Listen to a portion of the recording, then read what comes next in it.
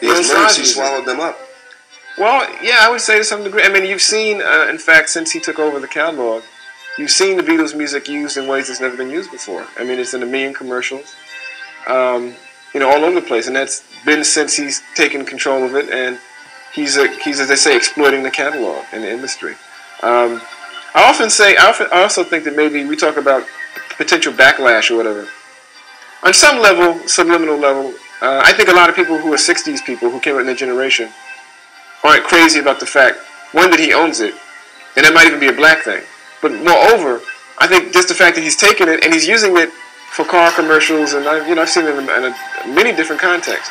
And some of those songs are considered sacred songs by a lot of people. I think people basically, a lot of those Beatles songs are considered sacred songs by people. I mean, they really are more than just pop songs they heard on the radio. They meant something in their lives beyond almost any songs they heard. I mean, Sgt. Pepper particularly, right? And for him to take that catalog and use it in the way he's used it, it's going to have some kind of backlash. I know some people are really offended by that. By seeing some of the songs that's so deep to it. Mm-hmm. And they're being used for commercial value. I suppose Michael knew I was trying to sort of get control of him, and I kind of thought he was joking. I used to work with him, and he'd say, "I'm going to get your records, you know. I'm going to get your songs. I'm going to buy your songs." And I'd say, "Love it." I thought it was a joke. Anyway, he ended up doing that. So, I mean, I can't sort of blame him. They're on the market.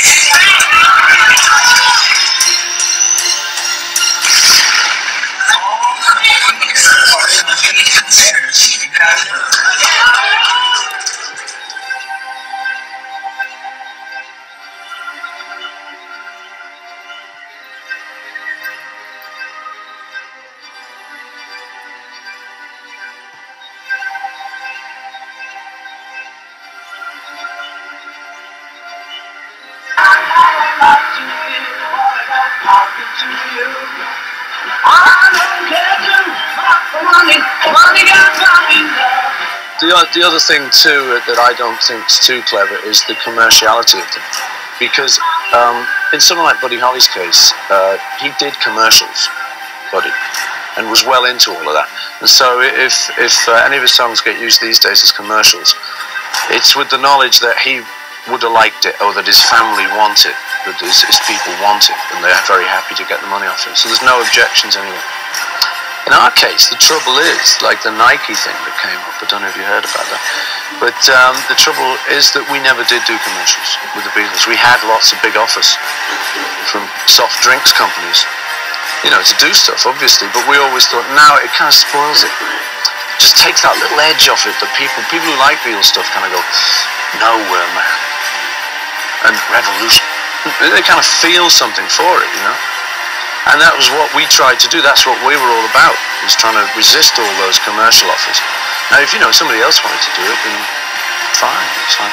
But that's what's happening now, is our songs are tending to get a little bit commercialized now, which I'm not too wild on, because it kind of spoils them a little bit.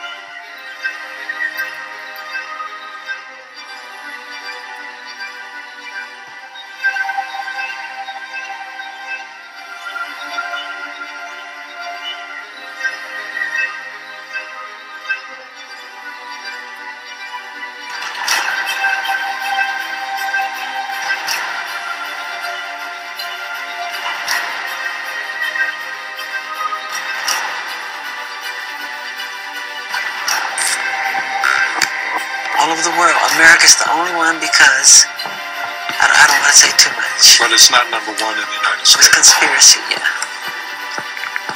I don't want to say too much. I'm done.